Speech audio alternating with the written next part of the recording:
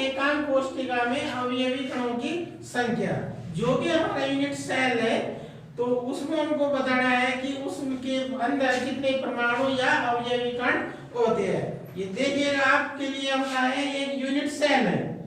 जिसको हम एकांक कोष्ठिका बोलते हैं। तो ये देखना कि इसके जो कॉर्नर है 8 कॉर्नर है, 8 कोनों पर ही 8 परमाणु या अवयवी कण है। अब हमको ये देखना है कि जो 8 अवयवी कण है इसका एकांक कोष्ठिका में इस यूनिट सेल में कितना सहयोग है और टोटल कितने परमाणु की संख्या है। ओके, अगर हम इससे देखते हैं ये, तो जब हम इसमें परमाणु की संख्या निकालते हैं, ये हमारे पास सिंपल यूनिट सेल है जिसको हम प्रिमिटिव यूनिट सेल भी बोलते हैं। इसमें परमाणुओं की संख्या 1 होती है और वो क्यों होती है वो हम आपको अब समझाएंगे। ओके, ये देखिएगा हमारे पास ये कोई क्रिस्टल है और इस क्रिस्टल के अंदर आपको दिखाई दे रहा होगा कि यूनिट सेल अनेक है। तो इस प्रकार अगर यूनिट सेल की हम बार बार पुनरावृत्ति करेंगे तो एक काफी बड़ा हमको क्रिस्टल प्राप्त होता है। अब इसमें देखिएगा आप अनेक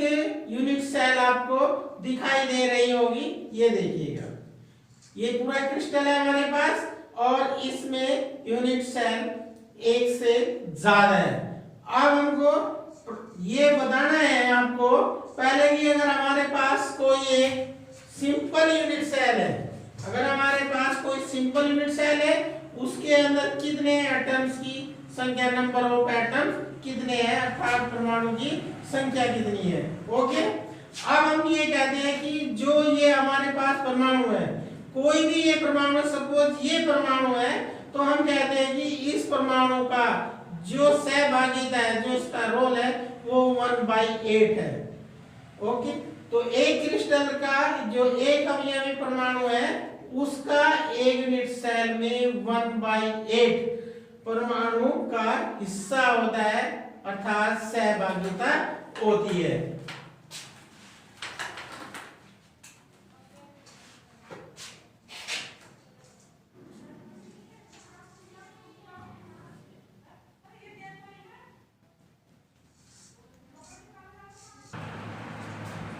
हेलो स्टूडेंट्स, देखो हमें ये बताना है कि जो एक अवयवी कण है या परमाणु है उसका 1/8 सहभागिता होती है एक परमाणु का। तो हम आपको दिखा रहे हैं, ये मेरे पास कोई अवयवी कण है, यह परमाणु है जिसको मैंने ब्लैक किया है।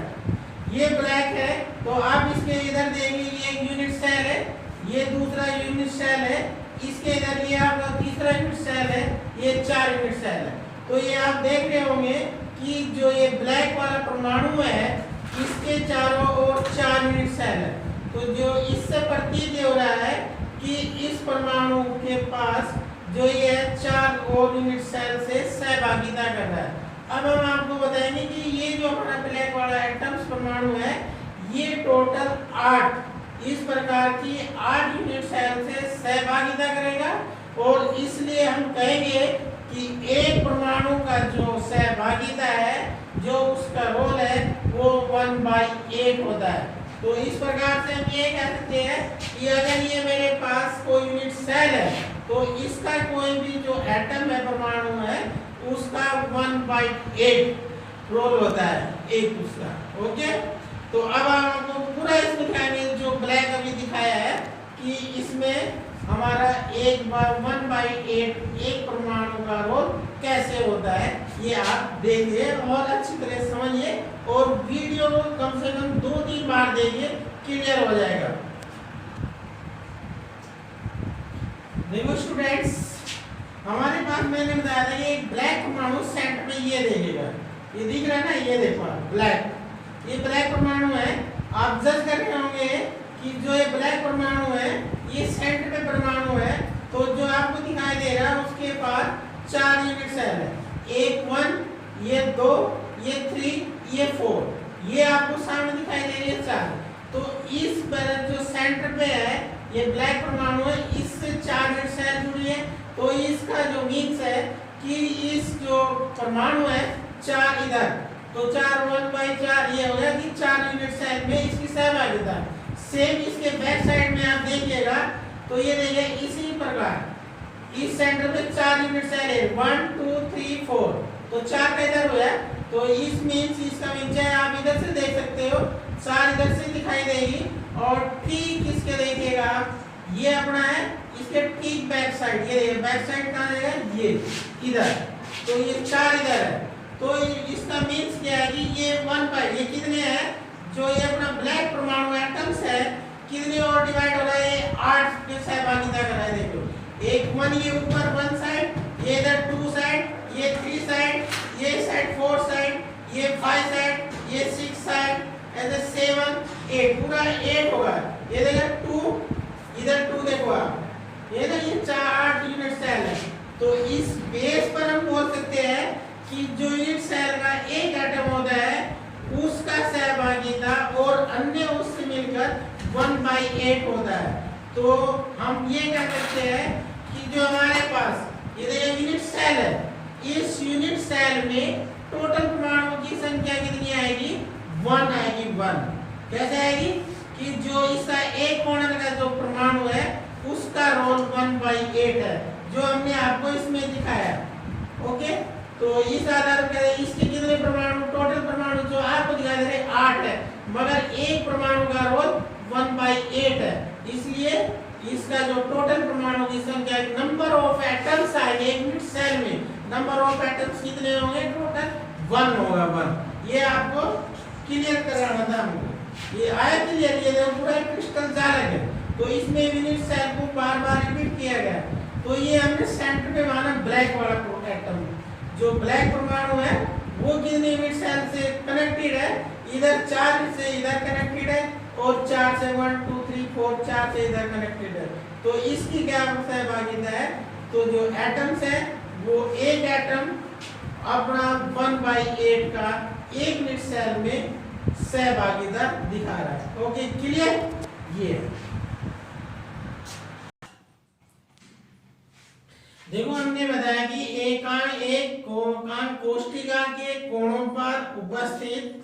प्रत्येक अवयवी कण का परमाणु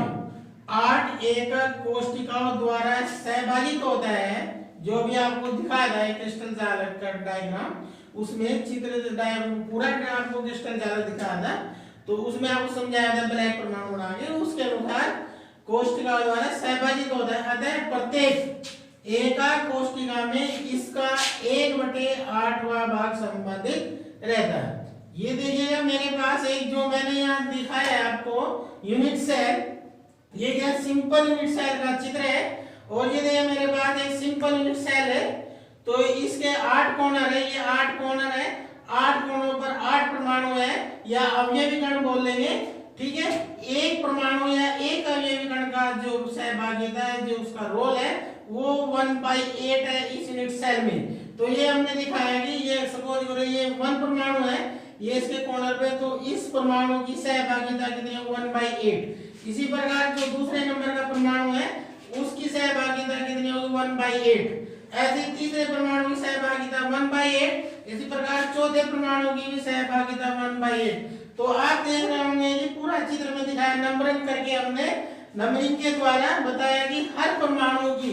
इसमें सहभागिता 1/8 है और 1/8 है तो इस प्रकार अगर मेरे पास सिंपल यूनिट सेल है तो उसमें number of total number of atoms मतलब कि कुल परमाणुओं की संख्या कितनी होगी तो हम ऐसे निकालते हैं कुल परमाणु संख्या अर्थात सिंपल यूनिट सेल में कितना होगा जब एक परमाणु का जो सहभागिता है अर्थात उसका जो रोल है 1/8 है तो टोटल नंबर ऑफ है कोणों पर कितने परमाणु है कितने कोण है ये संख्या है देखो परमाणु की 8 संख्या तो ये मेरा 8 वो है तो 8 से 8 को डिवाइड करेंगे 8 से 8 को डिवाइड करेंगे तो इसका 1 आएगा अर्थात इस पेज पर हम बोलेंगे कि एक सिंपल यूनिट सेल के अंदर टोटल नंबर ऑफ एटम्स कितने होंगे 1 होंगे अर्थात कुल परमाणुओं की संख्या 1 होगी ओके ये हमने दिखा ना 1/8 × 8 = 1 तो इसमें हम कहेंगे कि एक यूनिट सेल में कुल परमाणुओं की संख्या टोटल नंबर ऑफ एटम्स कितना होगा 1 होगा। वो 1 कैसे आता है ये आप अच्छी तरह से देखिएगा 1/8 कि एक परमाणु का इस एक परमाणु का जो सहभागिता है 1/8 है और टोटल आपको परमाणु हमारे पास कितने दिखाई दे रहे हैं 8 है। तो ये इनकी संख्या है इसके कोणों पर 8 कोण है 8 कोणों पर 8 परमाणु है तो ये 8 है तो इसको डिवाइड करेंगे तो 1 परमाणु आएगा। इस प्रकार के यूनिट सेल में परमाणुओं की संख्या अवयवी कणों की संख्या 1 आएगी। ओके अब हम आपको नेक्स्ट दिखाएंगे कि अगर जो हमारे इस फेस पर इस फलक पर वो उपस्थित होगा उस परमाणु का कितना रोल होगा एक यूनिट सेल के लिए। ओके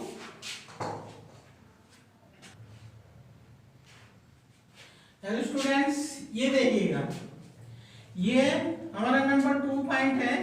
एक कोष्ठिका यूनिट सेल के फलक के केंद्र पर उपस्थित अवयवी कण दो एकक कोष्ठिकाओं द्वारा सहभाजित होता है अतः प्रत्येक एकक कोष्ठिका में इसका केवल 1/2 भाग संबंधित होता है। अभी हमने चित्र में दिखाया ये क्या एक यूनिट सेल है एक एकक कोष्ठिका है। अब ये इसके फेस दिखाए हमने तो एक कोष्ठिका में कितने फेस होते हैं 6 फेस होते हैं 6 फलक होते हैं लिखा दिया है। ठीक है टोटल जो फलक है वो कितने हैं हमारे पास 6 फलक है। अब हमने कहा कि जो ये फलक है मानो कि कोई भी एकक कोष्ठिका है उसके किसी भी फलक के सेंटर पर कोई भी एक दूसरा एटम उपस्थित है कोनों के अतिरिक्त एक एटम और उपस्थित है तो उसका जो सहभागिता होती है 1/2 होती है ये बताया हमने। तो ये कहते हैं कि दो एकक कोष्ठिका में दो एकक कोष्ठिका अगर जुड़ी होती है और ये उसके सेंटर पे हमने जो एक फलक है फलक के सेंटर पे एक परमाणु दिखाया रेड कलर से तो इसका रोल इस 1 कोष्ठिका के लिए नंबर 1 कोष्ठिका के लिए 1/2 होगा और जो दूसरी कोष्ठिका इसमें जुड़ी है 1 से जुड़ी है उसके लिए भी 1/2 होगा। तो इसका मीन्स क्या है कि जो फलक पर उपस्थित जो परमाणु है या अवयवी कण है उसका जो रोल होगा एकांक कोष्ठिका के एक यूनिट सेल के लिए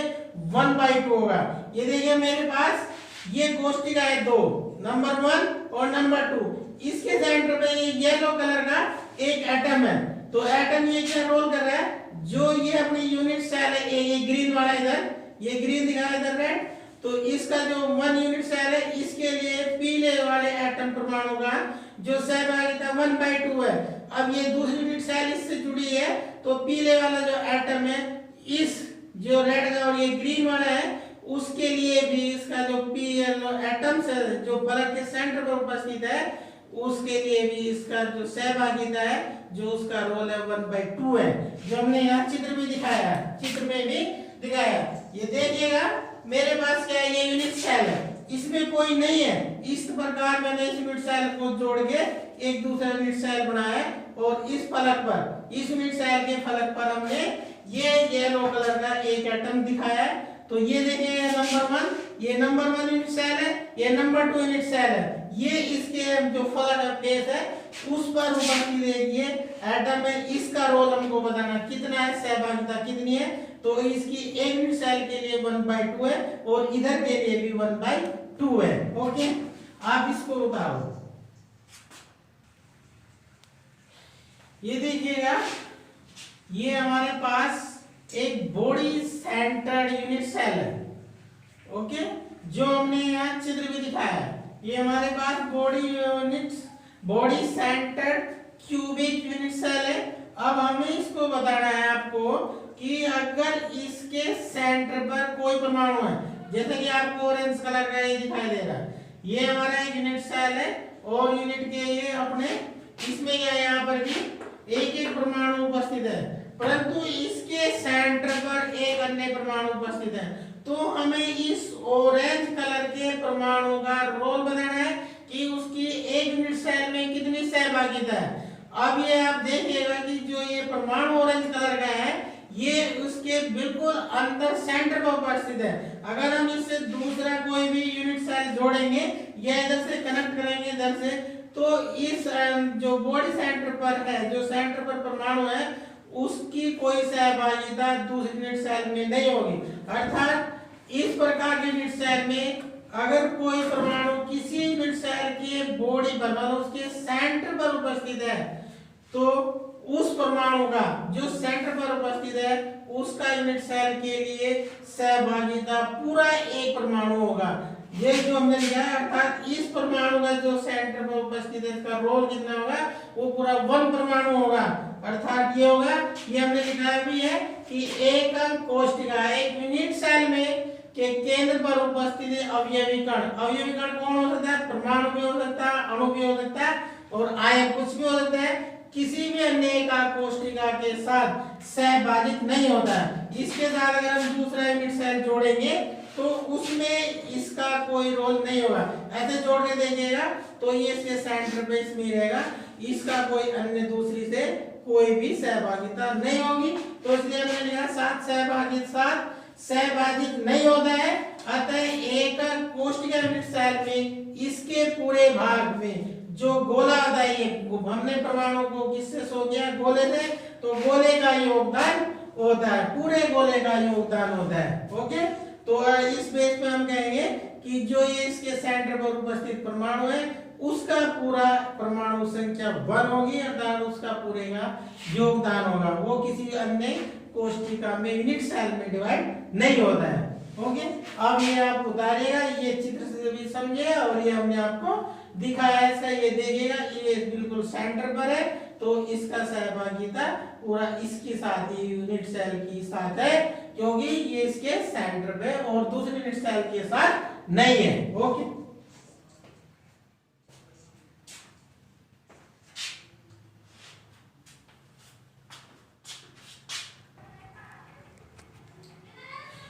देखिएगा हमारे पास कोई यूनिट सेल है, एक यूनिट सेल है,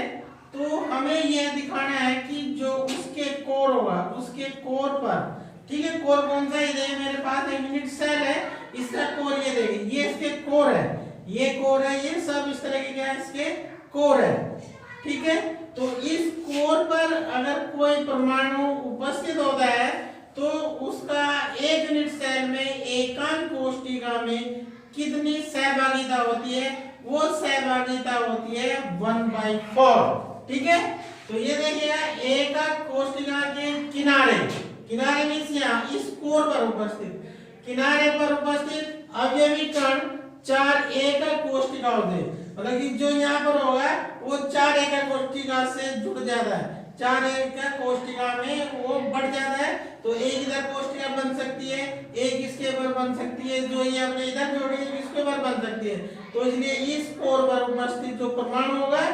उसका जो है 1/4 सहभागिता एक सेल में होगी, तो 4 से वो डिवाइड में जुड़ जाएगा, 4 में बढ़ जाता है जो यहाँ इस किनारे पर उपस्थित होता है, ठीक है। तो यह द्वारा सहभागित होता है, अतः प्रत्येक एकक कोशिका में इस कण के केवल 1/4 भाग का योगदान होता है। अगर मेरे पास कोई भी परमाणु है वो किनारे पर अर्थात कोर पर उपस्थित है तो इस परमाणु का रोल इस पूरे यूनिट सेल के लिए कितना होगा, 1/4 होगा। अब मैं आपको ये दिखाता हूँ ऐसे एग्जांपल, ये मेरे पास देखिए आप कितने यूनिट सेल है, ये मेरे को दिखाना आपको, ये 1 यूनिट सेल है, ये 2 यूनिट सेल है, ये 3 यूनिट सेल है, ये 4 यूनिट सेल है। इस यूनिट सेल के कोर पर उपस्थित ये आपको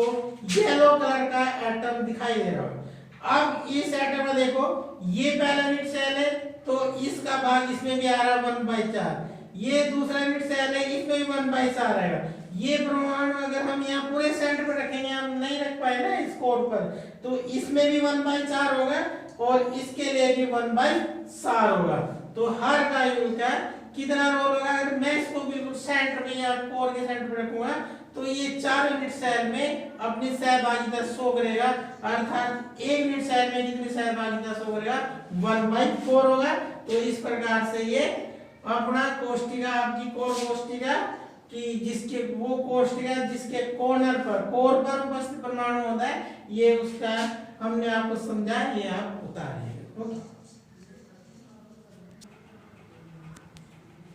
ये देखिए एकक कोष्ठिका यूनिट सेल के अवयवी कणों